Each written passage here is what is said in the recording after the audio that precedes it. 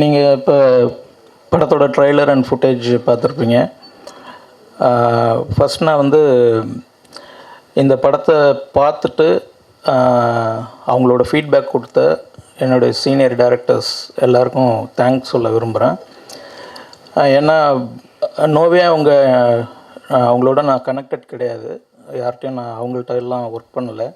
இருந்தாலும் ஒரு புது ஒருத்தர் பண்ண படத்தை அவங்க பார்த்துட்டு ஓப்பனாக ஒரு ஒப்பீனியன் ஃபீட்பேக் அவங்களுக்கு பிடிச்ச விஷயங்களை கன்வே பண்ணாங்க. அது ஒரு பெரிய கெஸ்டரை நான் வந்து ஃபஸ்ட்டு தேங்க் பண்ணணுன்னு நான் விரும்புகிறேன். அடுத்தது இப்போ இந்த ட்ரெய்லர் வந்து இன்றைக்கி ஈவினிங் 5 o'clock நாங்கள் அஃபிஷியல் ரிலீஸ் பண்ணுறோம். படம் வந்து அடுத்த வெள்ளிக்கிழமை 23ஆம் படம் ரிலீஸ் ஆகுது. இன்னும் ஒரு 4 நாள், ஆமாம் 4 நாள், மண்டே அன்னைக்கு மதியம் 3 மணிக்கு நம்ம வந்து ப்ரெஸ் ஷோவே படம் பார்க்க போகிறீங்க. இதுதான். இப்போ நீங்கள் படம் ஃபுட்டேஜ் பார்த்துருப்பீங்க. ஏதாவது உங்கள்கிட்ட கொஷின்ஸ் இருந்துச்சுன்னா நீங்கள் ஷூட் அப் பண்ணலாம். சார் சார் இப்போ சொல்லுங்கள். நீங்கள் நாங்கள் பார்த்த காட்சிகள் மட்டும் அவங்க டைரக்டர்கள் சொல்கிறதெல்லாம் வந்து ஒரு வித்தியாசமான படம் அப்படின்னு சொல்கிற மாதிரி இருக்குது. நீங்கள் எங்களுக்கு போட்ட ஃபுட்டேஜ் எல்லாம் வந்து பெண்களை எப்படி கவர் பண்ணுறது, மடக்கிறது, ஃபிகரை மடக்கிறதுங்கிற மாதிரி இருக்குது. இது மொத்தம் பெண்களை வந்துட்டு இழிவுபடுத்துகிற மாதிரி இருக்காமா இந்த படம்? இல்லை, கண்டிப்பாக கிடையாது. அது நீங்கள் பார்த்த விஷயங்கள் அதான் நான் பிகினிங் 10 minutes தான் நம்ம ப்ளே பண்ண விஷயம். அது வந்து ஒரு கேரக்டரோட அந்த கேரக்டரோட பர்ஸ்பெக்டிவில் அவன் பேசுகிற வசனங்கள் தான் அது சரியாக தப்பாங்கிறது வந்து நம்ம படத்தில் பேசியிருப்போம். முக்கியமாக அதை பற்றி அதுதான் நம்ம அழுத்தமாக பேசியிருக்கோம். ஓவராலாக முழுசாக படம் பார்த்து முடிக்கும்போது உங்களுக்கு இந்த விஷயம் கூட உங்கள் மைண்டுக்கு வராது. ஆக்சுவலாக அது நான் முழுசாக நம்புகிறேன். நம்ம 4 days நம்ம பார்த்ததும் நீங்கள் கண்டிப்பாக இதே கொஷின் நம்ம திரும்ப ரிப்பீட் பண்ணணும். வாழ்த்துக்கள் சார். Thank you ma'am. 2005 காலகட்டத்தில் நீங்கள் எடுத்திருக்கீங்க, அது என்ன காரணம்? ரெண்டாவது, இன்ஸ்பயர்ட் பை ரியல் லைஃப். ஏன்னா நீங்கள் தான் எல்லாமே கதை, டைரக்ஷன் ஆஸ் வெல் அஸ் ப்ரொடக்ஷனும் பண்ணியிருக்கேன். ஆமாம். ஸோ அது வந்து inspired by real life true இன்சிடெண்ட்டா? ஆமாம். அது என்னன்னாக்கா 2005 ஏன் அப்படின்னாக்கா, அது நீங்கள் கேட்ட மாதிரி என் லைஃப்பில் நடந்த ஒரு சின்ன ஒரு சம்பவம். அது கிடையாது, மொத்த படம் அது கிடையாது. அதுலேருந்து ஒரு சின்னதாக ஒரு ஸ்பார்க் கிடச்சிது. அதை வந்து நம்ம ஸ்க்ரீன் பிளேயாக பண்ணாக்க ஒரு நல்ல படமாகும் அப்படின்ற நம்பிக்கையில் பண்ணது தான். அது ஆக்சுவலாக நல்லபடியாக வந்திருக்கு. அடுத்தது ப்ரொடியூசர், நானே ப்ரொடியூசர் அப்படிங்கிறது வந்து ஆக்சுவலாக நான் வந்து டைரக்டர் ஆகிறதுக்காக வந்தேன். ஆக்சுவலாக அதுதான் என்னுடைய ஸ்கூல் டைம் கோல். ஸோ நான் பிஎஸ்சி அக்ரி படித்து முடிச்சுட்டு நான் சினி ஃபீல்டுக்கு வந்தேன். அசிஸ்டன்ட் டைரக்டர், அசோசியேட், கோ டைரக்டர்ஸ்னு ஃபியூ ஃபிலிம்ஸ் ஒர்க் பண்ணிவிட்டு படம் முயற்சி பண்ணும்போது கதை பிடிச்சிருந்தால் கூட நியூ ஃபேஸ் வச்சு பண்ணுறதுக்கான தயாரிப்பாளர்கள் கிடைக்கல. அது ஒரு பெரிய ஸ்ட்ரகிள் பண்ணேன். அப்புறம் எண்ட் ஆஃப் த டேயில் வேறு ஆப்ஷன் இல்லைன்றதுனால நானே வந்து ப்ரொடியூஸ் பண்ணுற மாதிரி ஆச்சு. அதுதான் வந்தது. ஆக்சிடெண்ட்டில் அடுத்தது ப்ரொடியூசராக அப்படி நான் ஆனேன். அதுக்கப்புறம் படம் எடுத்தாச்சு. படம் வந்து ரொம்ப நல்லா வந்திருக்கு அப்படின்னு நான் சொல்லிக்கல.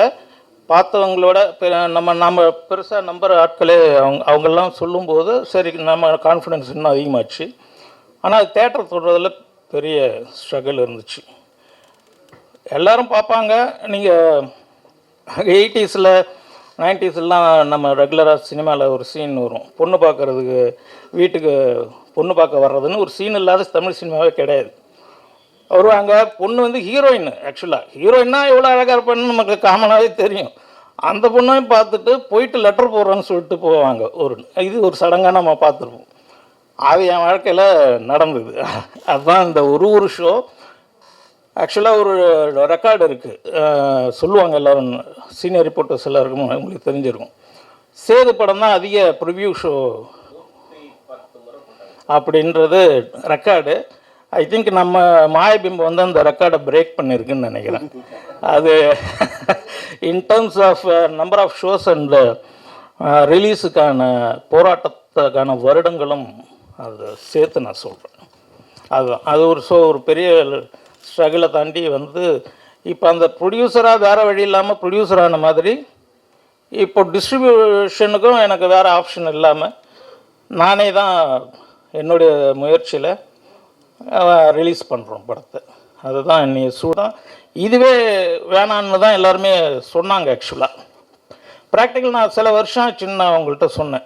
அதனால் என்ன ஆச்சுன்னா, இந்த ஃபிலிம் தான் என்னுடைய லைஃப்னு நான் ஃபிக்ஸ் ஆகிட்டேன். என் பேஷன், அதை என் கனவு நோக்கி நான் ஓடிட்டுன்ட்டேன். இதில் சம்மந்தப்பட்ட எல்லாருமே ஆக்சுவலாக நடிகர்களாக இருந்தோம். இப்போ டேரக்டர்ஸ்லாம் சொன்ன மாதிரி நடிகர்கள், டெக்னீஷியன்ஸ் அத்தனை பேருமே எல்லாருக்குமே மிகப்பெரிய லைஃபுக்கான ஒரு படமாக தான் இது நம்ம கொண்டு வந்தது. ஆனால் இன்றைக்கி இருக்கிற நூடுல்ஸ் ஃபாஸ்ட் ஃபுட்டு காலத்தில் யாரும் எதுக்கும் வெயிட் பண்ணுறதுக்கு தயாராக இல்லை. ஸோ அவங்கவுங்க ஒரு ஒரு டைம் லிமிட் தாண்டும் போது நம்ம மேலே, படத்து மேலே இதெல்லாம் எங்கே வரப்போகுது அந்த ஏரியாக்குள்ளே கடந்துட்டாங்க. அதனால் யாரும் தொடர்பில் கூட இல்லை உங்கள்கிட்ட சொல்லணுன்னா. ஸோ நோ அதர் கோ, நான் வந்து உட்காந்துருக்கேன், அவ்வளோதான். இல்லை கண்டிப்பாக நடக்கும் சார். தேங்க்யூ.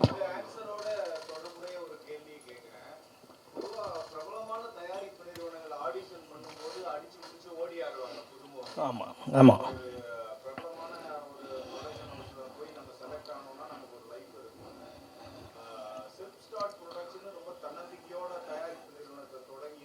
Okay thank you.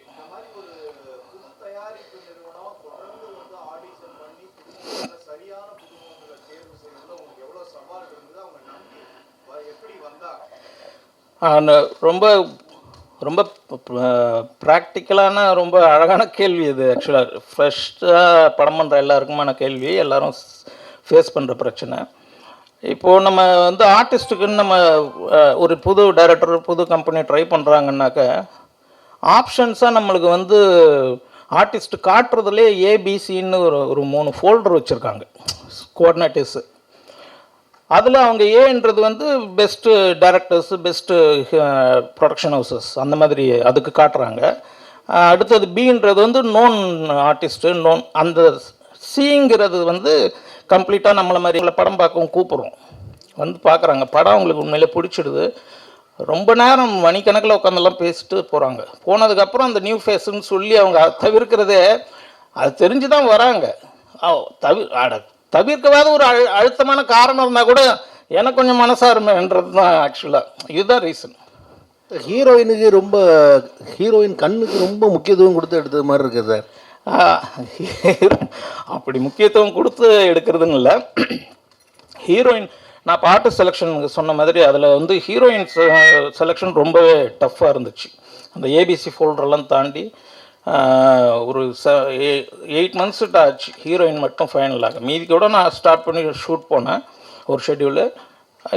அதுக்கு ரீசன் நான் வந்து எனக்கு ரொம்ப லைவான பொண்ணாக இருக்கணும், பார்த்ததும் ஒரு கனெக்ட் ஆகிற மாதிரி இருக்கணும்ன்ட்டு ஒரு நல்ல எக்ஸ்ப்ரெசிவ் ஐஸோ இல்லை வந்து ஒரு சின்ன தெத்துப்பல் மாதிரியோ இல்லை கன்னத்தில் ஏதோ ஒரு விஷயம், ஒரே ஒரு விஷயந்தான் போதும் அப்படின்னு தான் நான் வந்து பார்த்தது. அந்த வகையில் பார்க்கும்போது அவங்களோட நீங்கள் சொல்கிற அந்த ஐஸ் வந்து ரொம்ப எக்ஸ்ப்ரெசிவ் ஐஸு. ஸோ அதுக்காக தான் இது பண்ணுது. அதுக்காகன்னு நம்ம பண்ணலை, அழகான அப்படி ஒரு முகம் கிடச்சிது. அதை முழுமையாக படத்தில் பயன்படுத்தியிருக்கோம். படமாக நீங்கள் பார்த்துட்டு நீங்கள் அதை இன்னமும் கூட மென்ஷன் பண்ணுவீங்க. நான் ஒரு 80 தேட்டர் கேட்டிருக்கேன். அது ப்ராசஸ் நடந்துகிட்ருக்கு. நம்ம 23 போட்ட சூழல் வேறு. உங்களுக்கு 2 பெரிய படங்கள் போகும். இந்த வாரம் எந்த ரிலீஸும் கிடையாது. அதனால் நம்ம அது 3rd வீக்குன்றப்ப நம்மளுக்கு கிடைக்கிறதுக்கான சூழல் இருந்துச்சு. இப்போ உங்களுக்கு தெரியும், ஏகப்பட்ட சேஞ்சஸ் நடந்திருக்கு. அதனால் அது என்னன்றது நம்மளுக்கு அந்த நெக்ஸ்ட் வீக் வந்திருக்கிற படங்கள் அது ஹோல்டு பண்ணுறதை பொறுத்து. டைரக்டர் சார், இந்த சேது படத்தோட அதிகமாக ஷோ போட்டீங்களே, எவ்வளோ வருஷம் போட்டீங்க, எத்தனை ஷோ போட்டீங்க? ஒவ்வொரு ஷோவுக்கு பின்னாலையும் ஒவ்வொருத்தரும் ஒன்று ஒன்று சொல்லுவாங்களா, அந்த எக்ஸ்பீரியன்ஸ் எப்படி இருந்தது? அன்றைக்கெலாம் நிம்மதியாக தூங்குனீங்களா? நிம்மதியாக தூங்கணும் அப்படின்னாக்க ஷூட்டிங் டேஸ் அப்போல்லாம், ஷூட்டிங் டேஸ்லேருந்து அது எல்லாம் இல்லை. நீங்கள் சொல்கிற இந்த குறிப்பிட்ட இந்த காலகட்டம் படம் ரெடி ஆகிட்டு ரிலீஸ்க்கான ட்ராவல்ன்றதெல்லாம் அது எல்லாம் உங்களுக்கு நல்லாவே தெரிஞ்சிருக்கும் எப்படி இருந்திருப்போன்றது. ரொம்ப மோசமான ஒரு ஃப்ரஸ்ட்ரேட்டட் ஃபேஸில் தான் நம்ம இருந்தோம். ஷோஸ் போட்டுட்டு எல்லாருமே அந்த மாதிரி நீங்கள் சொல்கிற மாதிரி கருத்துக்கள் நிறைய சொல்லுவாங்க. நான் வந்து ஓப்பன் டு எப்பவுமே கருத்து யாராக இருந்தாலும் எல்லாத்தையும் ஒப்பீனியன் கேட்டு அப்படி தான் நான் வந்து ஒரு முடிவு எடுப்பேன்.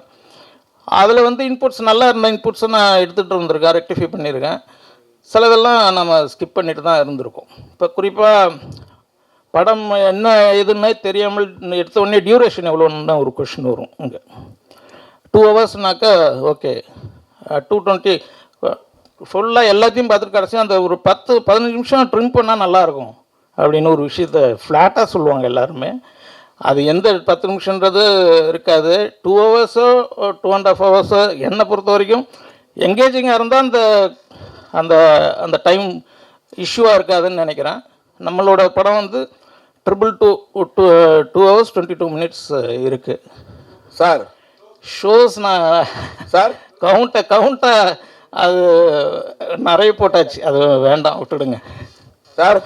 கவுண்ட் அதாவது ஷோஸுன்றது எல்லா வகையும் சேது வந்து தேட்டரில் இன்னும் ஒரே ப்ரொஜெக்ட் நம்மளது எல்லா ஃபார்மேட்லேயும் நம்ம ப்ரொஜெக்ஷன் பண்ணியிருக்கோம், இன்க்ளூடிங் த அப்டேட்டட் விமியோ லிங்க்ன்றது அது ஒரு விஷயமா இருக்குது சார். சொல்லுங்கள். பெரிய பெரிய நடிகர்கள் படமே ஓட மாட்டேங்குது, இப்போ தேட்டர் கிடைக்க மாட்டேங்குது. எதன் அடிப்படையில் இந்த படத்தை இப்போ ரிலீஸ் பண்ணுறீங்க? இல்லை அதுக்காக நான் ரிலீஸ் பண்ணாமல் இருக்க முடியாது. இல்லை ஒரு விஷயம் என்னென்னா தேட்டர் கிடைக்க மாட்டேங்கிறதுன்னு கரெக்டு. பெரிய படங்களே ஓட மாட்டேங்குதுன்றதுக்கான காரணங்கள் உங்களுக்கு தெரியும். ஆக்சுவலாக நான் அதை ஓப்பனில் எதுவும் டிபேட் பண்ண முடியாது. அந்த காரணங்கள் இல்லாமல் கூட நம்ம படம் இருக்கலாம் இல்லைங்களா. அது மிஸ் ஆனது அந்த படங்கள் ஓடாததுக்கு காரணம் என்ன இருக்கிற லிஸ்ட் அவுட் பண்ணுறதுல அது அந்த காரணம் இல்லாமல் கூட நம்ம படம் இருக்குன்னு நான் நினைக்கிறேன். இல்லை தேட்டர் கிடைக்காததுக்கு அரசியல் பெரிய பிரச்சனையாக ஓடிக்கிட்டு இருக்குல்ல. ஆமாம் கண்டிப்பாக. அப்புறம் எப்படி இதை ரிலீஸ் பண்ணுறீங்க? ஓடிடியில் ரிலீஸ் பண்ணிடலாமா? ஓடிடி நீங்கள் ஓகே எந்த கொஷின். ஆக்சுவலாக பேண்டமிக்கில் வந்து பேண்டமிக் அப்போ நம்ம ஆஃப்டர் பேண்டமிக் தான் ஓடிடி பார்க்குற பழக்கம்ன்றது 100% கம்பல்சரி ஆயிடுச்சு. அது இன்றைக்கி ப்ராக்டிஸாகவே இருக்குது. எனக்கு வந்து இந்த படம் வந்து தியேட்ரிக்கல் எக்ஸ்பீரியன்ஸ்க்காகவே நான் பிளான் பண்ண படம். அது வந்து இது வெறும் டேரக்டர் ப்ரொடியூசராக இருக்கிறதுல வந்து ப்ளஸ்ஸும் இருக்குது மைனஸும் இருக்குது. அதில் இது என்னன்னாக்கா ஓடிடி கேட்குறப்ப நம்மளுக்கு ஓகே ரெவன்யூ ரிட்டர்ன்ஸ் போட்ட காசு வந்துருச்சுன்னா போதும் அப்படின்னு ஒரு ஸ்டாண்ட் எடுத்துருந்தால் கண்டிப்பாக அது அப்பயே கூட த்ரூ ஆகிருக்கும். ஓடிடியே அவுட்ரைட் வாங்கிட்டு இருந்த டயத்துலேயே. எனக்கு வந்து இது தேட்டரிக்கல் எக்ஸ்பீரியன்ஸ்க்காக பண்ண படம்.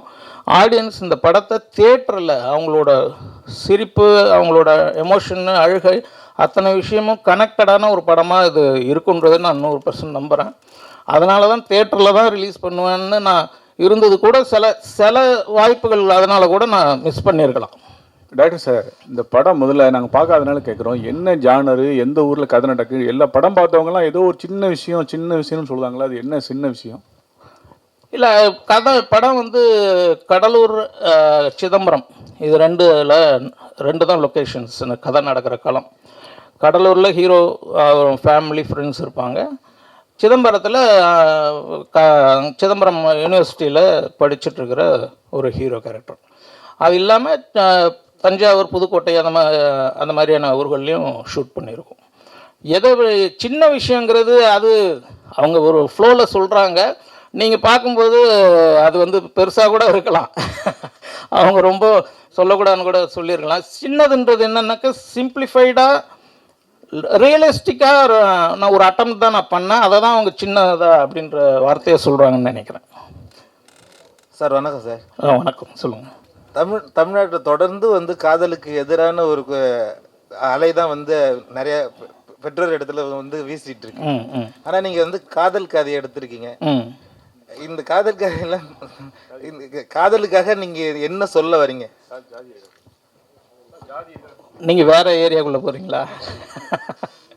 இல்லை, நான் காதலுக்காக எதுவும் சொல்லணுன்றதெல்லாம் இன்டென்ஷன் கிடையாது. நமக்கு லவ்ங்கிறது எவர்கிரீன், எப்பவும் இருக்கிற காமன் ஃபீலு. அது வந்து இன்றைக்கி வந்து பல வகையில் டைல்யூட்டாக இருக்கிறதா நான் நினைக்கிறேன். நீங்களும் அதை பார்க்குறீங்க. அது இல்லாமல் இப்படி இல்லாமல் நம்ம இருந்தோங்கிற விஷயத்தை நம்ம பதிவு பண்ணணுன்னு நான் நினச்சேன். அதை நம்ம பண்ணியிருக்கோம். அது வந்து நம்மளும் இந்த மாதிரி ட்ரை பண்ணலாமேன்னு கூட இந்த ஜென்ரேஷனை யோசிக்க கூட வைக்கலாம்.